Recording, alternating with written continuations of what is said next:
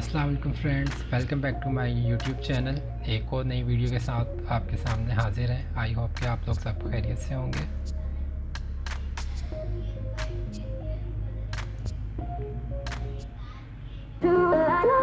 आज हम girl frock की स्टिचिंग करना आपको सिखाएंगे। तो आप लोग जैसे देख रहे हैं कि ये मैं बैक साइड का जो गला है वहाँ से उसका थोड़ा सा 3 से 4 इंच का मैं खोल रहा हूँ। इसमें हम बटन लगाएंगे क्योंकि इसका नेक जो है वो राउंड है, पूरा ऊपर तक गले तक इसका नेक होगा, तो पहनने में थोड़ी प्रॉब्लम होगी, इसलिए हमने पीछे से 3 से 4 इंच का तकरीबन खोला है। इसमें हम बटन लगाएंगे। तो ये हमारे पीछे का जो है हिस्सा तैयार हो गया। तो ये हम ऊपर का जो टॉप है बैक और फ्रंट दोनों स्टिच कर लेंगे, साथ में जॉइंट कर लेंगे।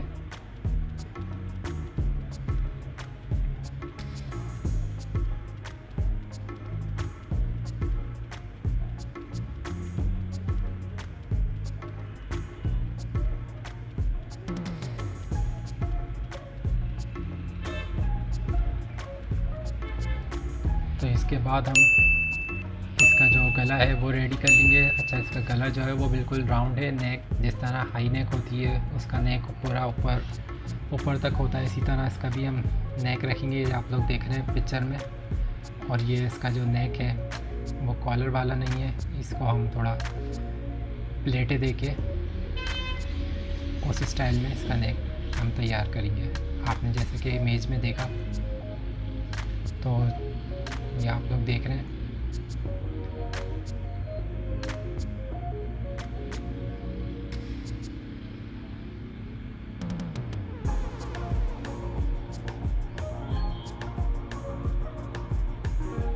थोड़े थोड़े फासले पे तकरीबन 1-1 इंच के फासले से हम इसमें प्लेट डालते रहेंगे।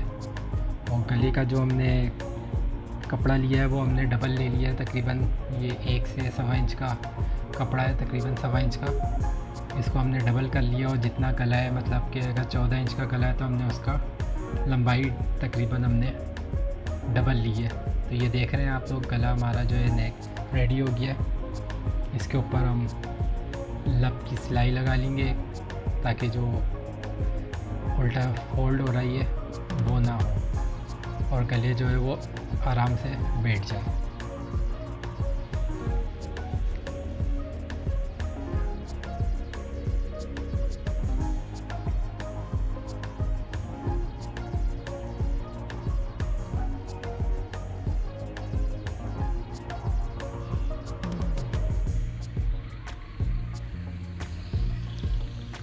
चले फ्रेंड्स, ये हमारा गला जो है वो रेडी हो गया। ये आप लोग देख सकते हैं। तो हमारा टॉप का जो हिस्सा है वो रेडी हो गया।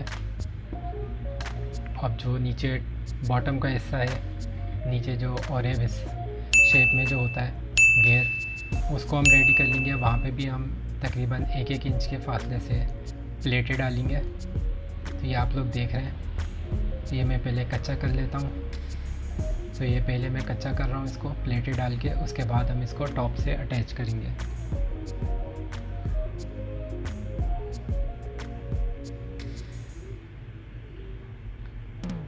तो ये मैंने प्लेटें डाल के इसको कच्चा पहले कर लिया था। अब ये टॉप से मैं इसको अटैच कर रहा हूँ।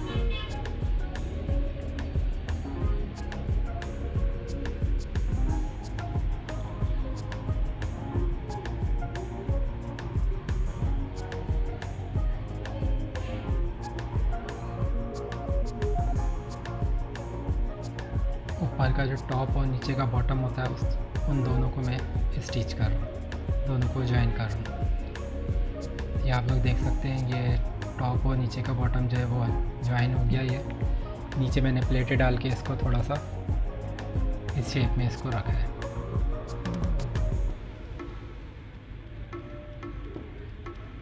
ये आप लोग देख रहे हैं आस्तीन नीचे से जो है वो थोड़ी सी शेप में है। तो चले अब हम आस्तीनों को रेडी कर लेते हैं, स्लीव को।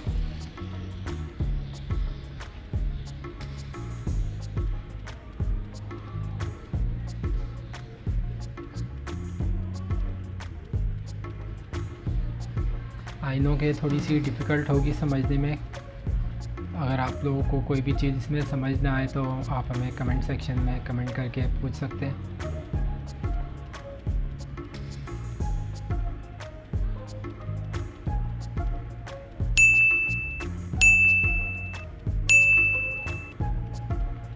आस्तीन जो है 2 पार्ट में है, एक ऊपर का पार्ट अलग है और नीचे का जो एक बड़ा नीचे ऑरेब शेप में वो हमने एक अलग रखा है हिस्सा।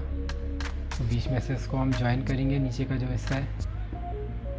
तो अभी हम वही कर रहे हैं।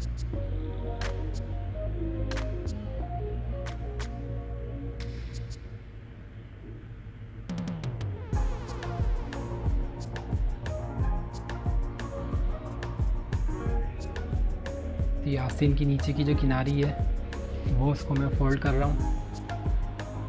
बिल्कुल बारीक आपने फ़ोल्ड करना है। आप चाहें तो इसमें ओवरलॉक या पीको भी करवा सकते हैं, लेकिन मैं जो हूँ इसको मशीन से ही इसको फ़ोल्ड कर रहा हूँ बिल्कुल बारीक सा।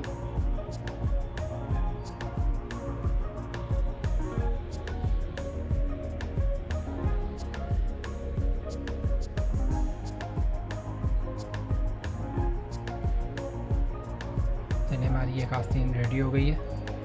इसी तरह हम सेम दूसरी आस्तीन भी रेडी कर लेंगे। ये आप लोग देख सकते हैं, ये आस्तीन का जो शेप है नीचे से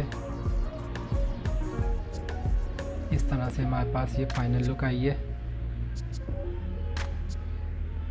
तो चलिए अब आस्तीन को जो है हम इसको बैक फ्रंट जो है आर्म होल से अटैच कर लेते हैं। चलिए हम स्लीव को अब अटैच कर लेते हैं। आई होप कि आपको ये वीडियो पसंद आई होगी। अगर पसंद आई हो तो काइंडली लाइक और चैनल को सब्सक्राइब लाजमी कर दीजिएगा। और किसी किस्म के भी सवाल हो तो आप हमें कमेंट सेक्शन में हमसे पूछ सकते हैं। ये आप देख सकते हैं फाइनल हमारे पास स्लीव जो है वो रेडी हो गई है। और ये हमारे पास नीचे का जो दामन था उसको भी हम इसी तरह बारीक सा बिल्कुल मॉडलिंग है। आप इस पर भी चाहें तो लॉक या पीको करवा सकते हैं, लेकिन मैं इसको फोल्ड कर रहा हूँ। चलिए फिर आप